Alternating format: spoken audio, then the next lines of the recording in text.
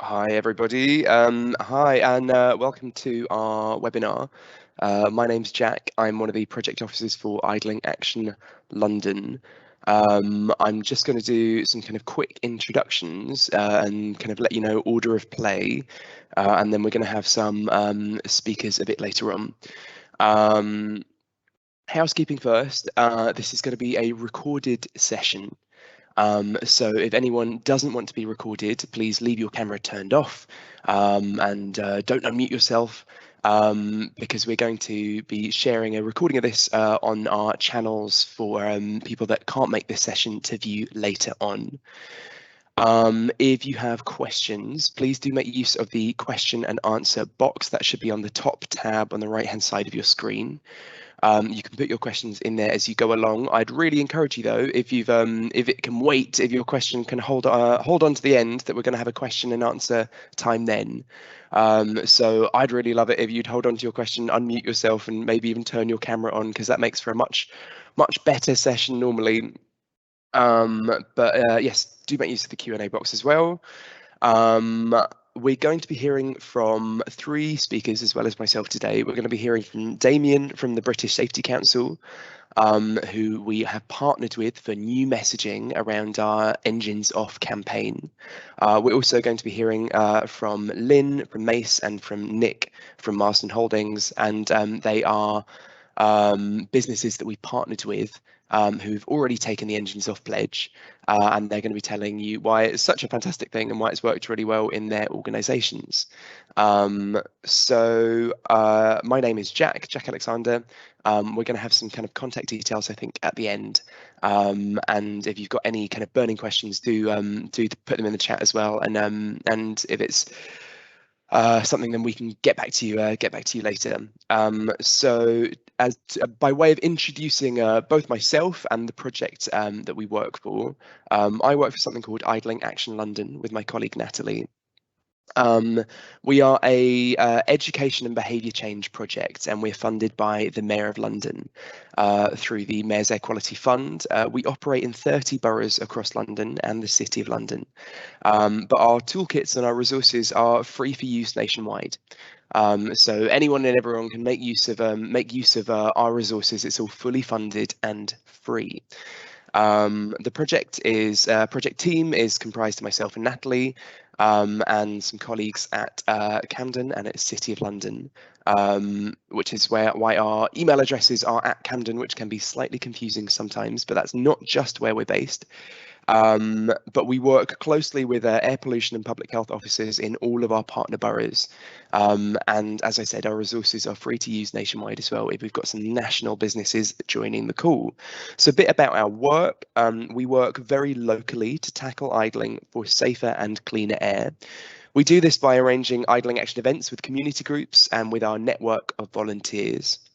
We engage thousands of drivers directly at idling hotspots, COVID restrictions permitting, and lots of our work focuses on primary schools as we know them as idling hotspots. We work with children so we can send them home with important messages to parents. We get them creating banners like this one that you can see on the screen now. And restrictions permitting, we can bring some young idling champions out with us at the end of the start of the school day to talk to idling drivers around the school, because they're really fantastic messengers about the kind of health messaging around air pollution and around idling. So in February this year, we launched our public health awareness campaign called Engines Off Every Stop.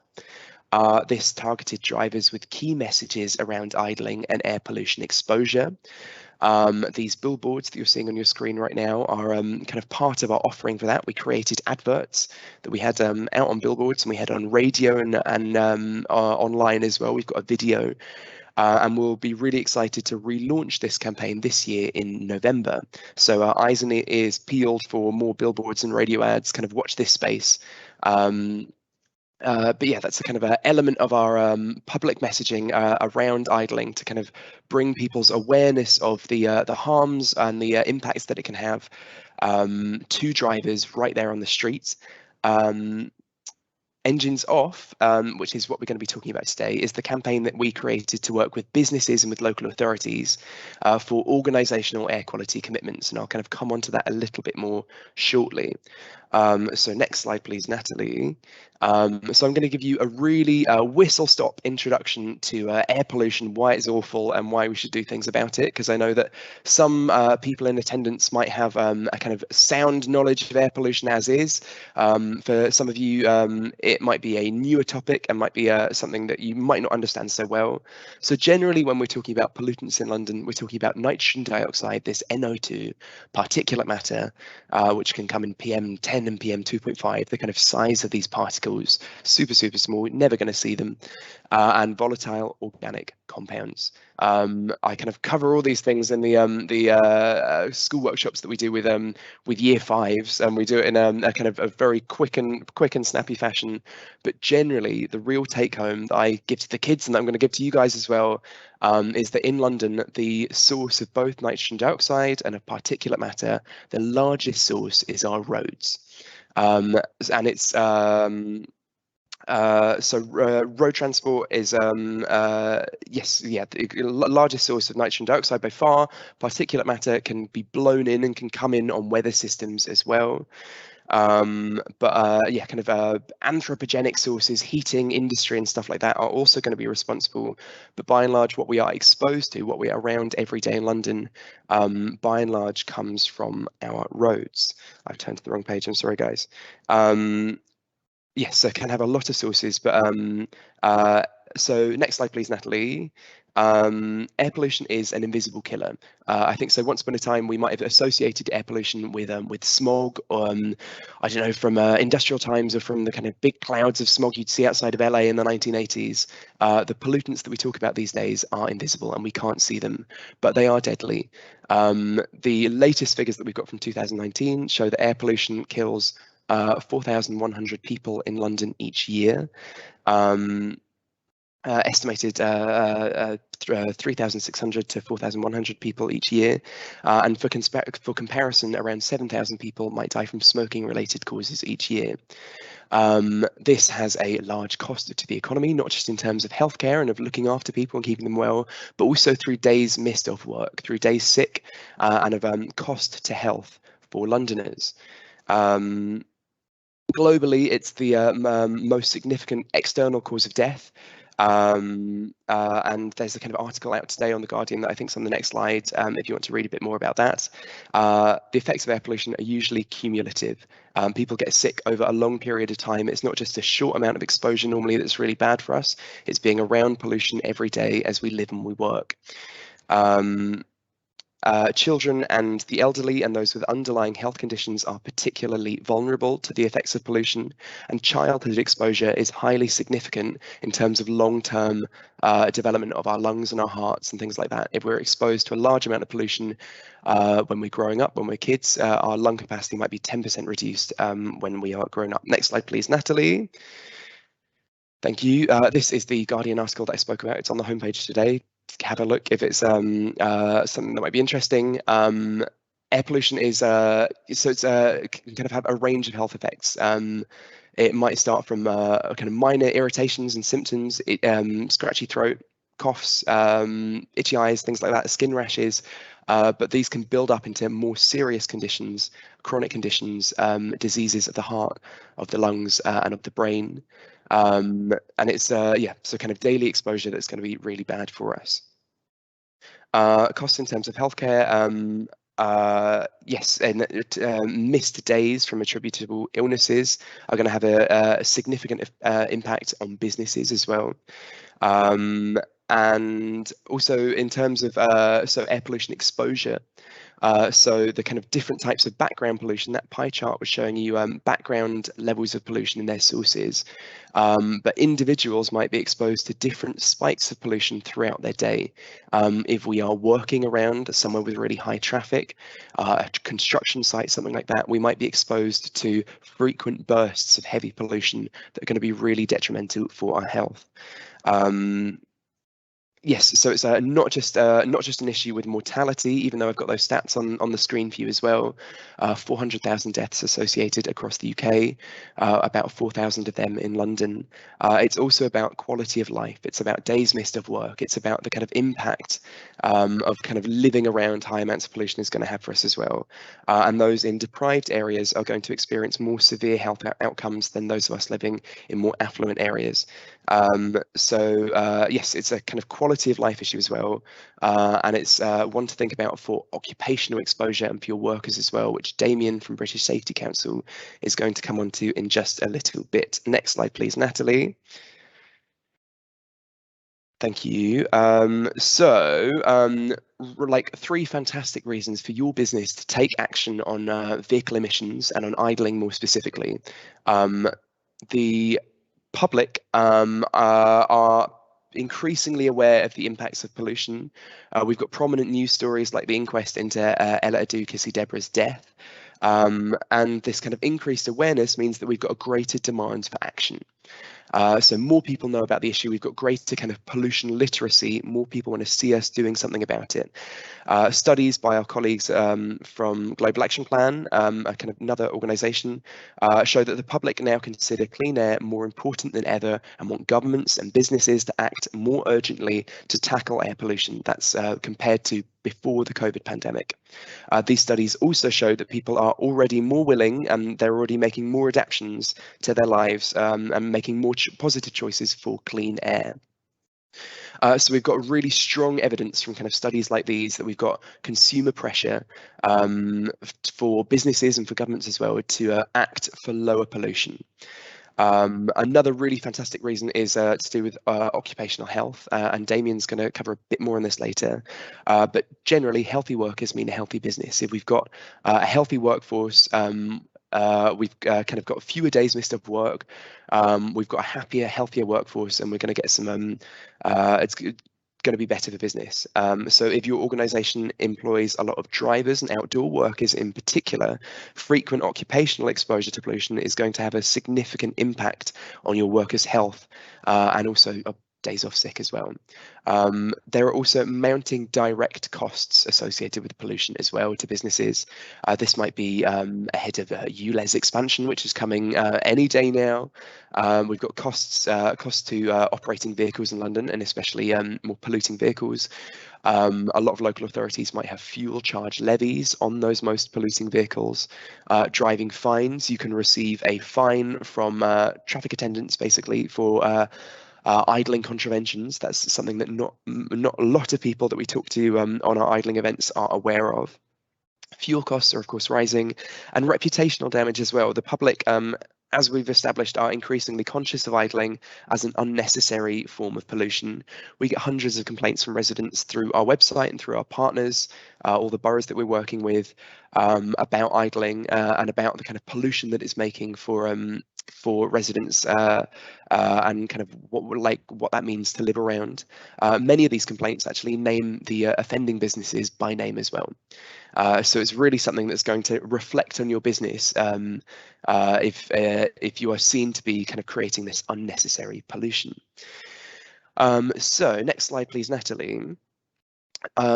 This is where, in a very roundabout way, now we've done our recap of pollution, this is where our Engines Off campaign comes into it. This is a free campaign to get involved with. We're fully funded and the resources are free to use across the country and beyond, really. Engines Off is a really fantastic campaign because it has zero cost for businesses. It's going to save you money because you're reducing petrol use and things as well. So it's a really fantastic one to slot into business operations. What it looks like is kind of taking some of our free educational resources and fitting them into your business so that your drivers and so that workers for your business are more kind of clued up around air pollution and its effects and know to switch off when it's possible, when it's safe to do so.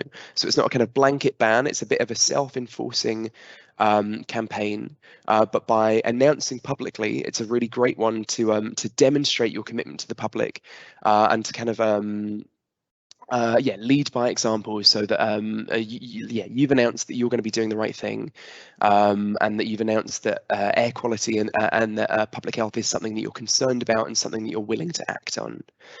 So it's a great way of leading by example. We launched this campaign last August.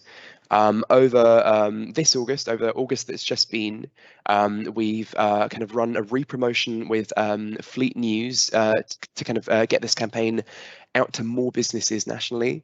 Initially, we did much more of our work with local authorities. All of the 30 local authorities signed on to this project have made a commitment to act to reduce operational vehicle idling as part of their work. So we're working with all of these local authorities and with some of their contractors and businesses involved with them as well.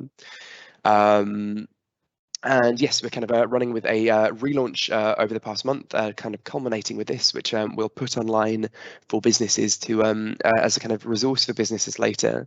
Yes, we've kind of introduced some new messaging around occupational exposure and what reducing idling, the kind of positive impacts that might have for workers and for drivers themselves as well. So the picture that you might just be able to see of me in a very dashing blue reflective jacket was from this year's Clean Air Day in the summer. We worked with some hospitals around London as well, with patient transport teams and with kind of operational drivers around hospitals as well, as really significant kind of air quality critical spaces. So yeah, there's kind of a range of public sector organisations and businesses that we might be working with. The resources that we've got available, it's an educational video that's it's a YouTube video that we've made really that's free to use and is a kind of really easy one to slot into kind of refreshers or toolbox talks that you might be having with drivers or with staff.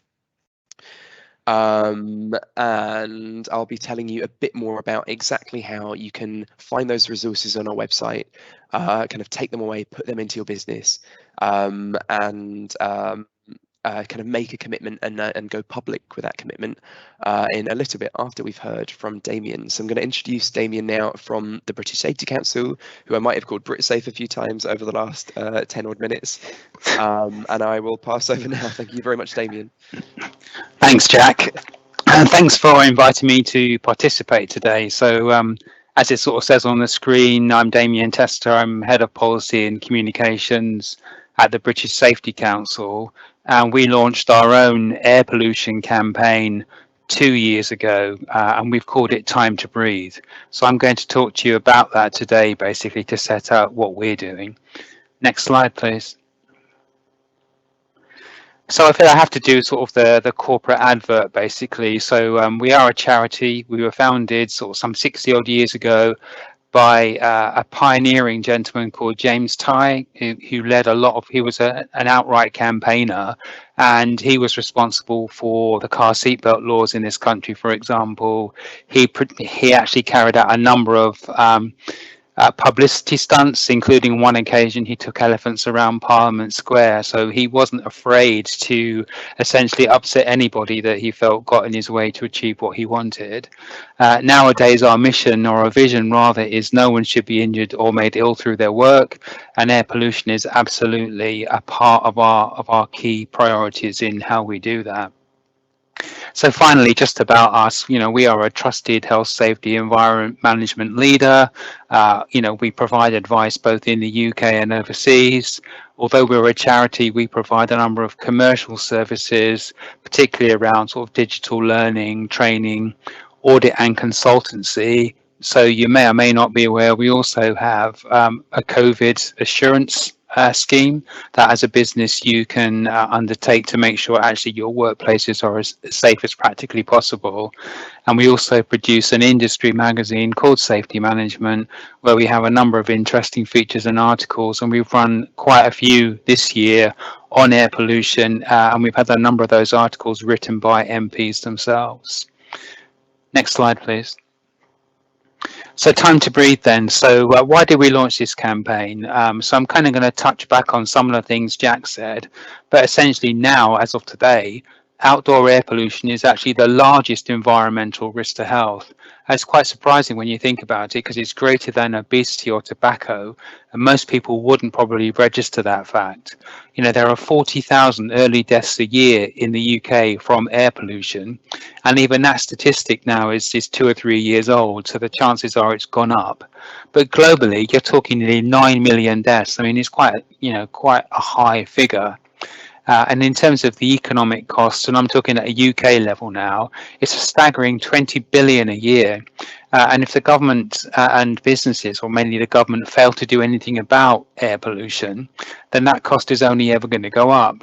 And you can already see that clearly over a number of years, as shocking as the cost of COVID has been economically, air pollution is going to be greater than that. So our campaign is focused on outdoor workers. I think Jack mentioned that. And so why outdoor workers? Well, basically, they're being ignored. Most of the attention in in air pollution sense, political attention, is on schools and children. It isn't really on outdoor workers. And the impact of toxic air on workers is not well researched or covered. And we don't think that actually interventions to reduce exposure are happening fast enough. Jack's already mentioned, it is invisible. It's actually then a silent killer because it's invisible, and therefore few people are taking any action. It's being ignored. And in terms of the disease we're talking about here, you're talking stroke, heart disease, lung cancer, some of the more obvious ones around asthma and respiratory diseases. But what's also quite shocking is increasingly now air pollution is being linked to illness, which is why really we are seeking action now. Next slide, please. So in terms of some of our campaign aims, so clearly a key one for us is actually it's persuading the government to adopt the World Health Organization limits for air pollutants. The main ones being nitrogen oxide, particulate matter, and surface level ozone, because those limits are stricter than the ones that currently exist in the UK, and they're also stricter than the ones that are in the Environment Bill that's going through Parliament at the moment. So, the government are potentially missing a key opportunity to take some quite firm action to reduce exposure to air pollution. Some of our other asks are around actually data. You need good data nowadays to make good policy. And what we're asking for is, London is fantastic in this respect. It has a high quality air quality network monitoring station, and we don't have that anywhere else in the country. So some of our other larger cities, such as Manchester or Birmingham, they don't have that. Yes, there's a cost, and we're asking government, because it's a public health issue, to put its hand in its pocket and help provide the infrastructure that's needed. I won't talk about the last bit, which is Canary, because I want to come on to that later. So next slide, please. So I've kind of mentioned our specific asks, so I'm not really going to dwell on these too much. But in terms of some of the read across to the Engines Off campaign, one of the asks of our own work is about allowing only electric cars in cities by 2030. And the government listened to us, because in Boris Johnson's 10-point green plan last November, he's actually committed to doing that. I mean, arguably, given the way things are going, that could be accelerated. But I think, we'd stick with the 2030 for now. Next slide, please. So in terms of our recent work, so I'm just trying to give some examples here. So if you sort of go back a few months to around March, I produced and published this air pollution manifesto, which was really there to influence the candidates standing for the Metro Mayor elections. So obviously There was an election for the London mayor, and Sadiq Khan got back in. But essentially what we were asking for was all the candidates, and particularly those that were then elected, to sign up to a 7-point action plan. And one of those actions was again around only electric vehicles in cities from 2030, and it was actually moving away from buses that are powered by petrol or diesel powered engines in favour of battery powered engines. So that's the manifesto. I mentioned already that we've had a number of MPs write articles in our industry magazine, and these are influential MPs. So these are MPs, one that chairs the Environment Select Committee, and another one that actually chairs an all-party parliamentary group for air pollution. So, definitely influential voices to support this campaign, but, actually it's about supporting the outcome. We are after the outcome. And we've done a lot of work around that. We've issued a range of our own media releases to try and sort of build sort of more public support for this campaign. We've set out our own views in a position paper, and we are just in a couple of weeks, we're part sponsoring a conference in Manchester all about air quality. So we're very much trying to sort of build public profile and public awareness and education of the dangers of exposure to air pollution. Next slide, please. Yeah, so nowadays we live in a modern world, and you can almost argue that for everything in the world you can get an app for that. Well, guess what? For air pollution in London, you can.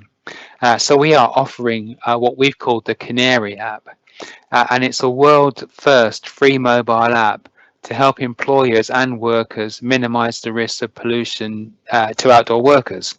So we built this in partnership with King's College London, but the team at King's have now moved actually to Imperial, because the two colleges both have expertise in air pollution, and they've now merged. So we're now actually partnering up with Imperial on maintaining the app. So what does it do? So essentially it gives you a reading of hourly exposure to the worst pollutants that you would find in London, not just in London, but also elsewhere. So it's just the nitrous dioxide, the ozone, the particulate matter, but it actually maps these against the World Health Organization limits. So whilst the app is currently only available in London, we are looking to develop the app so actually it has wider utility. So my last slide, I think, Natalie, is just going to be about the app itself, just to finish off. And there is an animation. So essentially, if you get access to the app, you go on, you've got a prediction for the air pollution levels for a particular day, and for the following day, it shows you the map of London. If you could just click it on, please. Yeah, the next bit is about the app gives you tips on how you can reduce exposure if you're in an area that is above those limits. If you could move it on, please. And then you can actually set alerts. You can time bound your alerts so that you'll be notified if actually you then move into an area where the ambient levels are above World Health Organization limits. And I think the last one is next, Natalie. And this actually then gives you a graphical representation of the actual levels where you're located versus the World Health Organization levels. So you can see immediately, how dangerous the exposure may or may not be. So the idea behind this tool this app is it's a campaigning tool. So it's not just about helping employers to manage the exposure of their workers, but also it's a fantastic way that, if you're a worker in London, you can then actually say to your employer, look, these are the dangers. I'm in an area, these are the levels. What can we do about it? So actually it's a key resource, because I think what seems to get missed here is, actually for an outdoor worker, so outdoor workers, we are talking about construction workers, courier drivers, you could be talking about refuse collectors, a number of the blue light services that are going to be out and exposed to ambient pollution. The street is their workplace. So actually they deserve the same protections as a worker, for example, in a factory. And what we are trying to do through our campaign is level the playing field so that wherever you happen to work, you've got the proper protections in place to reduce the harm, the risk of illness to you as a result of your work. So I'll pause there, but I'd be happy for you to put any questions in the chat and to come back to them later. So thank you for your time and attention today. Thanks so much, Damien. That was really fantastic. Yeah, kind of great to have a kind of bit of a rundown about British Safety Council's campaigning on air pollution. And they're kind of really ambitious targets with the Time to Breathe campaign. We were kind of quite keen to partner up on this kind of relaunch so that we could really focus in on that push for occupational safety, really, for cleaner air for outdoor workers. Yeah, I think you put it really fantastic at the end. It's your workplace, but it's the kind of it's if our streets are polluted, it means the workplaces of thousands of people are polluted. Yes, it's I think so. We've had some questions that have come through for Damien. I think, shall we do our questions in a chunk at the end? Is that all right? I can see Damien. You can nod or shake your head. Oh, yeah, whichever. Yeah, I don't have a preference. Let's do questions at the end and let them all come in. And yeah, there kind of might be some more for Lynn and Nick as well. So what I'm going to do now is really quickly just run down kind of, yeah, now that we've framed our issue of pollution and know why it's a really hot issue for the general public and specifically for outdoor workers and drivers, particularly in London. I'm going to tell you how you can use our resources and get the most out of them for your business. So we've kind of touched on some quite complex legal issues and things like legal limits and measuring kind of pollution levels and kind of what that might mean. As a kind of collective problem, this is something you can't really point a finger at why this place might be polluted. It's sort of all drivers, it's sort of businesses, it's sort of governments. It's one of those really tricky ones.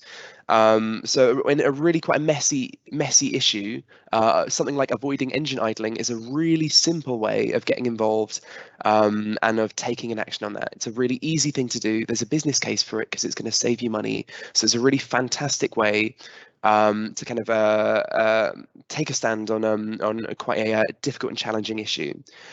This is one of the campaign images for engines off every stop. So look out for this guy on billboards and such like in November.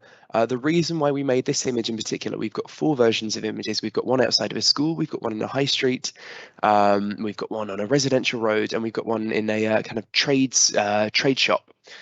Because we're quite keen to get our messages out to a range of drivers, but professional drivers were a kind of subgroup we were quite keen to get our messaging out to. So we wanted kind of real world London situations with some kind of did you know facts about the pollution profile from your idling vehicles. So most drivers, when they're pulled over and they're idling, are not thinking about the pollution that they're making. They're thinking about the stop that they're making. They're thinking about picking someone up, or that they're running late, or whatever it might be, or about keeping the heater on, or the AC, or the radio, whatever it might be.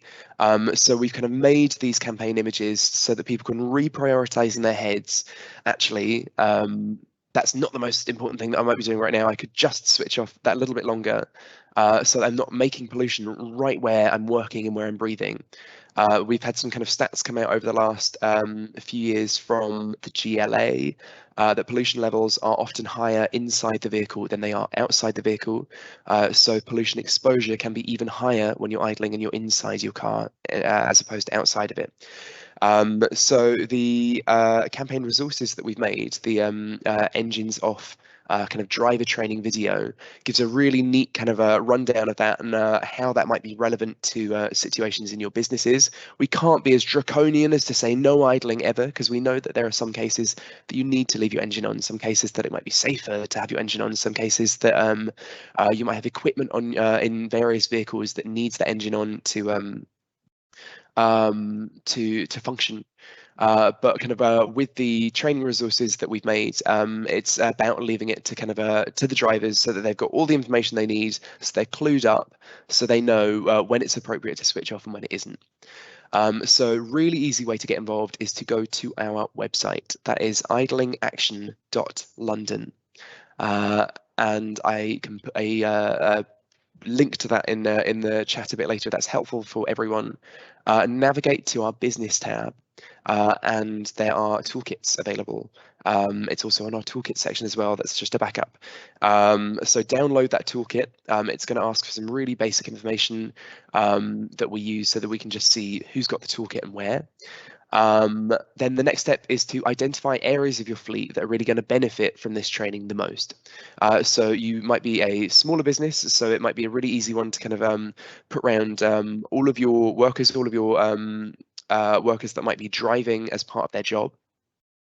Or you can identify fleets that you might have, fleets that you can kind of disregard electric vehicle fleets, because we know that they're not going to be idling. We can disregard these certain types of vehicles because we know that they've got kit on that they need to leave their engine running. So you can kind of zero in on who needs to get the training resources that we've made. There's also all the resources you need to make an anti-idling policy, so that you can make your internal commitment about kind of what level of commitment you're willing to make. We know that we need to keep it super flexible. Not all of your business is going to look the same. Not all of the operations are going to look the same. So it's about finding a commitment that works for you and that works with your business. Then it's really easy. It's sharing that training video. It's just a YouTube video with your drivers. Going public with your commitment is a really fantastic way of leading by example, of announcing the work that you're going to do. It's going to be great to bolster your reputation of your business so that people know that you are considering public health, you're considering air pollution as you're operating within the communities, be it in London, be it further afield. And then it's about kind of encouraging others to join the campaign. It might be that with some kind of public sector fleets that we've worked with, some people have seen a commitment made by one organisation and they've gone, actually, we need to commit to zero idling as well. So yeah, by going public, and we can help you share your commitment on social media, on our channels, on Twitter, on our website, that we can really celebrate the work that you've done. So yes, it's a really fantastic way of cutting down on fuel costs, of taking a stand on air pollution, quite a complex issue. It's a really simple way of engaging with that, and of making cleaner air for the communities that we're working in and for your drivers themselves. We're going to be hearing now from Lynn Potter from Mace, who Mace are one of the first businesses that kind of worked with us and took on this Engines of Commitment in this new round of the project since about 2019. And Lynn's going to tell you about the air quality work that Mace have been doing and how kind of this idling work is fitting into what they're doing as well. Over to you, Lynn. Lovely, thank you. Hi, yeah, I'm Lynn. So I work for Mace as a Senior Sustainability Manager. If you move on to the first slide, I'm just going to give you a bit of context of who Mace are and what we do. We're a multidisciplinary company working globally, but I work in construction specifically on central London projects.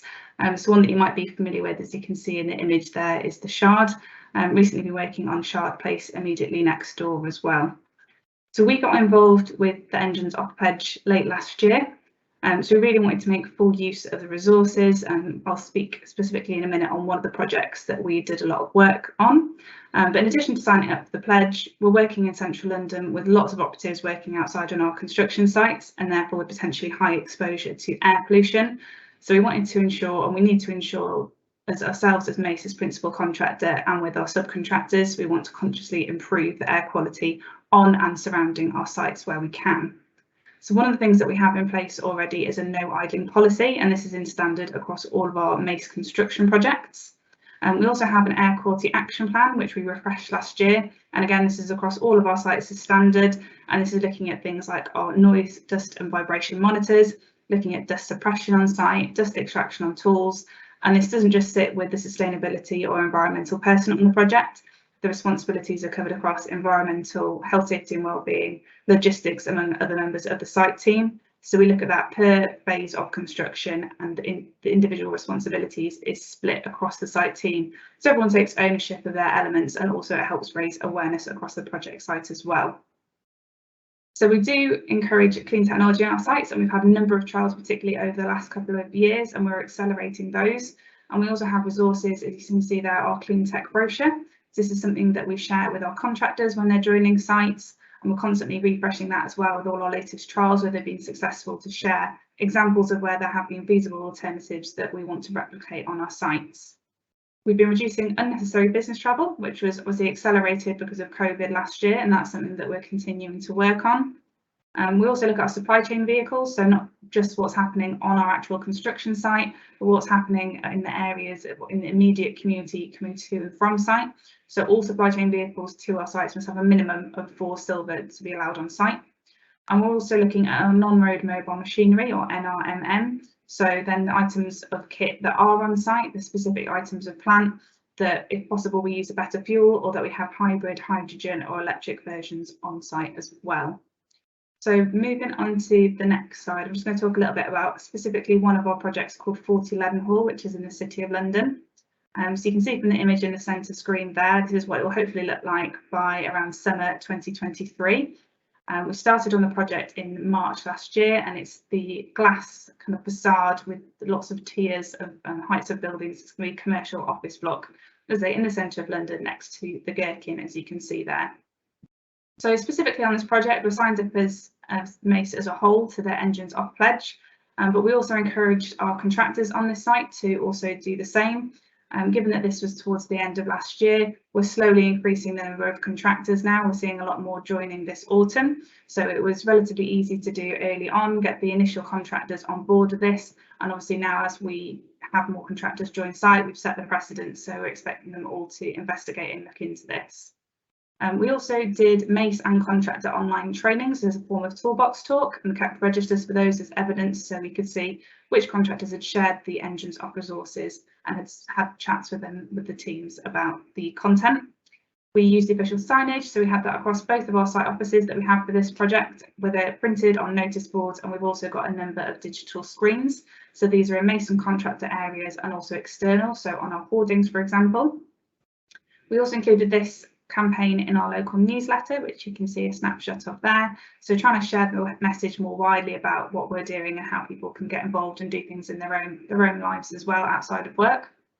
And we shared this with our client bodies for the project. And then I've got a few items there of specific initiatives that we're doing, as well as the awareness campaign of what we're trying to do on site and how Engines Off Pledge has kind of pulled all that together for us. So we've been doing HVO Green D+ trials. So this is a form of fuel where it's not physically possible to have a piece of clean technology. Rather than having diesel fuel on site, we're encouraging contractors to use HVO. I think the last time we spoke about this with Engines Off team, we had one particular contractor. We've now got 2 or 3 that are signed up and using this, and looking to have more as they join site. And the idea of this is that it reduces the carbon dioxide, the NOx and the particulate matter from the fuel on site. So it's not the end solution, which we're hoping will be clean tech, and that's what we're actively encouraging and replicating on site. But in the interim, if we're able to use HVO rather than diesel fuel, the trials that we've had so far have been really well received and not been an issue once we've got that approval gone through. Obviously, with any new initiative, it takes quite a few checks, but now on site, it's been really positive. Canary app that Damien mentioned. So 40 Leadenhall has been one of 4 Mace sites that has been trialling that app. We've got lots of outdoor workers, so we've specifically targeted Mace and certain of our contractors that are predominantly outdoor workers to trial this app. So we're in discussion at the moment to start getting data back over the last 6 months or so that we've been using that to look at trends and analysis, and to obviously see what we can do as principal contractor on that site as well, to see how we can help improve. We use a number of clean tech items I mentioned. So specifically on this project, we do have an electric concrete pump in use. I think it's one of only 2 in Mace at the moment, so looking to increase that in the future. And this also helped lead to a successful NRMM audit. So the certificate on the right hand side shows our compliance certificate, and our rating is excellent on this, which was back in June. And it was not only showing compliance, but things like having the electric concrete pump, using HVO, using small items of kit that were electric, using hybrid where we can, all contributed towards receiving that particular rating for the project as well, which was obviously a real positive for the project as a whole. As I mentioned, business travel. So virtual reality and video calls, again, accelerated by COVID, but something we see very much is here to stay and that we continue to promote.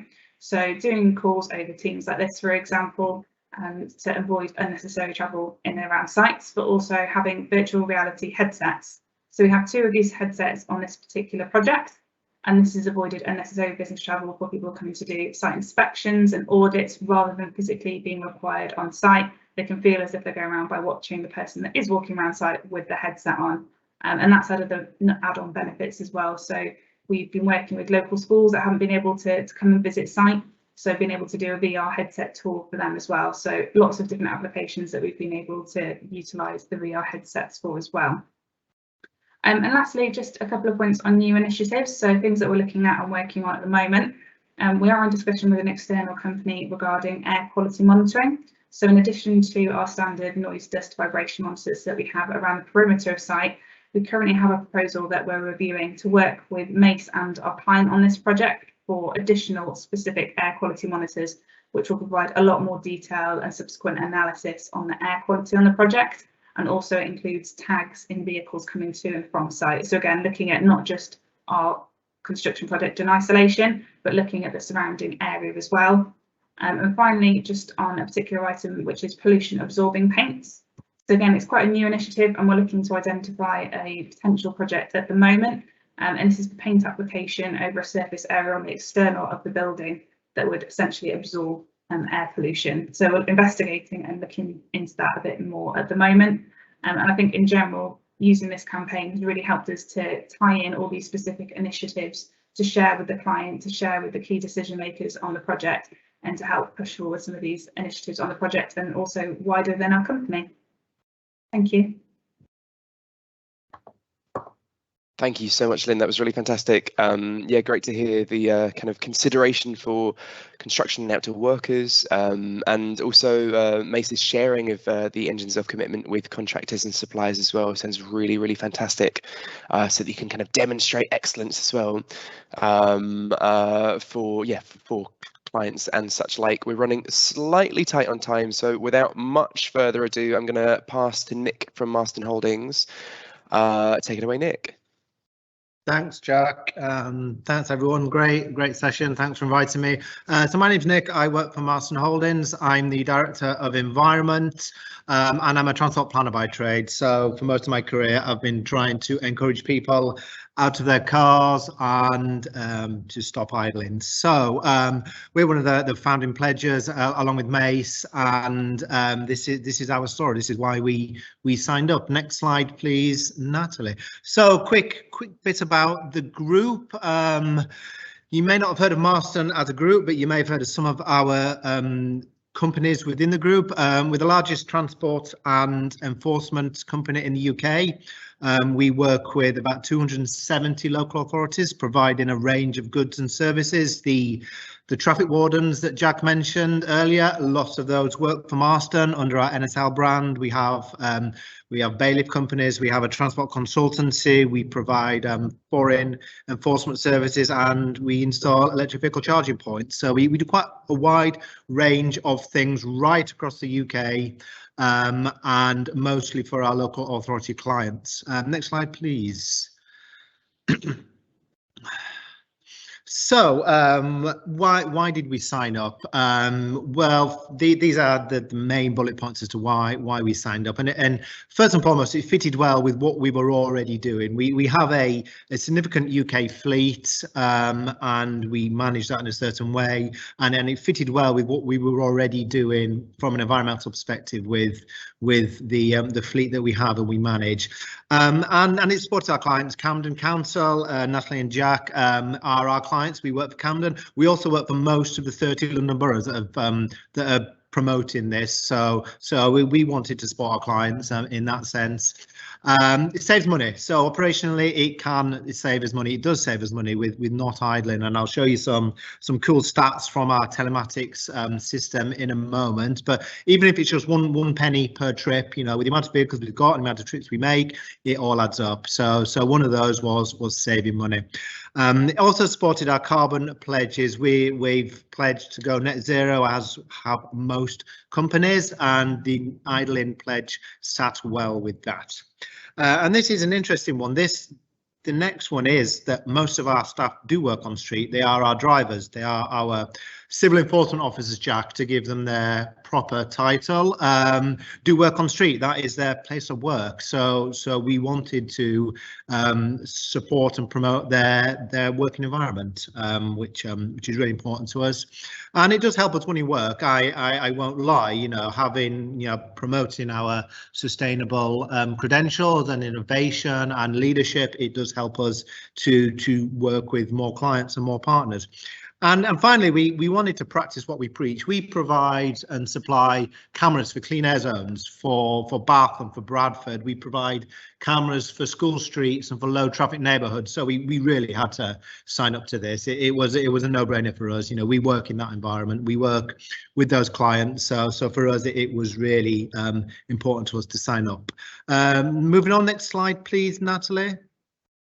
So our fleet, so 1,300 vehicles, this is right across the UK. So we've got a reasonably sized fleet, and these are a range of different vehicles, cars, trucks, scooters, removal trucks, and a couple of minibuses in there, and a fairly traditional split, shall I say, of fuel. We are buying and leasing green vehicles where we can, but for the most, the market hasn't provided them, though. The removal trucks yet, we can't get electric versions of those trucks, for example. So it's a work in progress for us to green our fleet.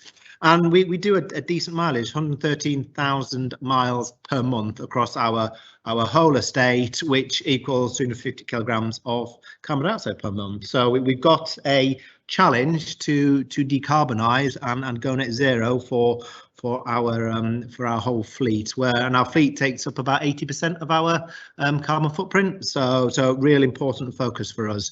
Next slide, please. So what are we doing? So our actions, we're monitoring, we're analysing, we collect a huge amount of data from our fleet, from each individual driver, from each region, from each contract, and we collate all of that. We look at it, we analyse it, we work out what we're actually doing on street and how we can be better. We train our staff. We're using the great tools that Jack and Natalie have developed, and that's our induction training. That's our continuous professional development for our drivers and for all our on-street staff to train them as to why they shouldn't be idling.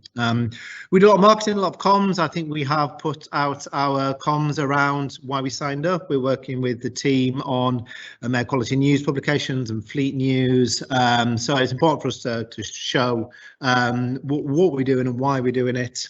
And we have applied this as well to our whole UK fleet, not just London. So Jack mentioned this earlier, so our whole operation comes under our policy of anti-idling. And what we're doing as well, we're reporting our results to our exec board, through our environment board, which I sit on. We're reporting the wide range of results that we get from our analysis. We share this with our colleagues, and we do encourage our supply chain. Natalie, hopefully I've sent 2 of my supply chain your details, so I'm hoping, touch wood, they'll be getting in contact with you to sign up with the pledge any day now. Moving on, I'm seeing the time. So here is our dashboard. This is our fleet telematics solution. You won't be able to see all these details, but it pretty much tells us everything about what the fleet is doing, and we can monitor, track, look at how much carbon we're saving per month, how much idling activity is going on, how much aggressive braking, aggressive acceleration is going on, so we can track our drivers, we can train them if they're not doing what we want them to do. So this is a great tool for us. We really use this to help us achieve what we want to achieve. Next slide, please. I think I've got another Similar slide, and again we've got this from a long period of time. We've had it a while now. It's just a great tool. It's really helping us with our environmental targets. Next slide, please. Only a couple more to go, and then I'll be done. You'll be pleased to hear. Oh, is there not a results page that I had? Okay, no, that's it then. That's it. So I think the results page that I was referring to, we've had a headline result since we signed the pledge, which was a similar time to Lynn at Mace late last year. The result that I'm happy to share today is we've had a 13% reduction in our idling activity across our whole fleet, which is really great. We're happy with that. We started from a relatively low position because we had a lot of initiatives in place, but we've seen that shift, and we can monetize that reduction, and we can put a carbon value to that reduction, and we're really happy with that. We've got some vehicles that have to idle because of what they do, so we're never going to get that down to zero, but it's had a real impact on our business operations, and I'm thank you for inviting me here today and explaining on how we do things at Marston. That's really fantastic. Thanks so much, Nick. I hadn't heard of your 13% reduction in operational idling. That's really fantastic, and it's yeah, like really lovely to see what telematics can show us about a kind of fleet in a business of your size. So yeah, really exciting stuff. Yeah, and also a really good reminder that as Nick said, Marston Holdings are in the process of greening their fleet and getting to net zero. Idling's a really kind of great interim measure, tackling idling. It's something that you can do right now today to have less emissions, less fuel use tomorrow. So yeah, that's a really fantastic one as well. I'm going to really quickly, guys, rattle through the questions, the Q's and the A's that have come in through the box. I'm going to read out the ones that have been answered already. Erica says, can you have a copy of the slides after the event? Yes, of course you can. We're going to send them around. Becky asks for copies of campaign posters. Really fantastic question, and that's one that I didn't mention, so thank you. They are all in the toolkit, idlingaction.london/business, and you can download them there, and they're free to use. They do have supported by Mayor of London on them. That is we've got to keep that on because those are our funders, and that's how we stay alive. But those are free to use up and down the country. Do you have results from companies using the Canary app? This was a question for Damien. And does the app give feedback to companies about the ways they can mitigate the pollution exposure for workers? Damien says we have an app users report on our website, and he's linked that in the chat. And are in the process of updating the report in partnership with Imperial College. Really fantastic. Another question about the Canary app. Is the app free to use? Damien says yes, it is. It works only in London. Go to our website, linked again, and ask for access. I can send you a personal code. We have a question. Can the app, again Canary, app account for exposure from workplace activities, for example construction dust? The app measures ambient levels of pollution, so it's not going to be picking up spikes from specific events, perhaps. Another question from Erica, are there any industry-specific measures, taxi and private hire vehicles, for example? Really interesting one, Erica. Taxis and private hire vehicles have kind of been on our radar for a while. The messaging that we've kind of created, it's actually really useful that it's on the Q&A, the screen that's in front of you right now. Those are the kind of examples, kind of real world scenario examples that we made for our engines off every stop campaign. We've got some slightly more specific toolkits for hospitals, and I think there's also one for universities and museums as well, but we don't have anything specifically for private hires. I would suggest if it's a sizable organisation, get in touch and we might be able to kind of help you guys to walk you through best use of the resources that are on offer.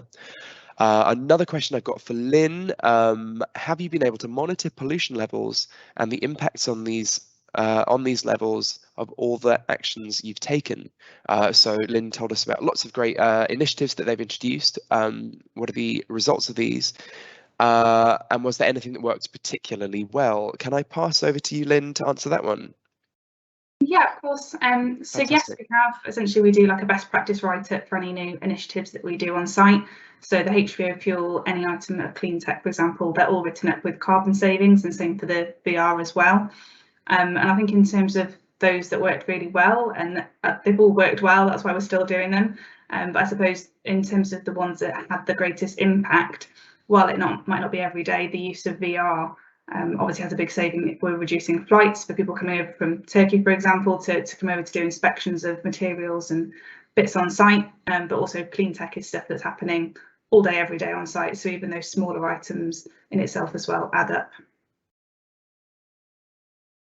Oh, thank you so much, Lynn. And one last question is from us ourselves. It's a note that if you'd like to sign up for our toolkit and pledge, please send us an email at info@idlingaction.london, and we can work with you to utilise and implement all the resources in the toolkit.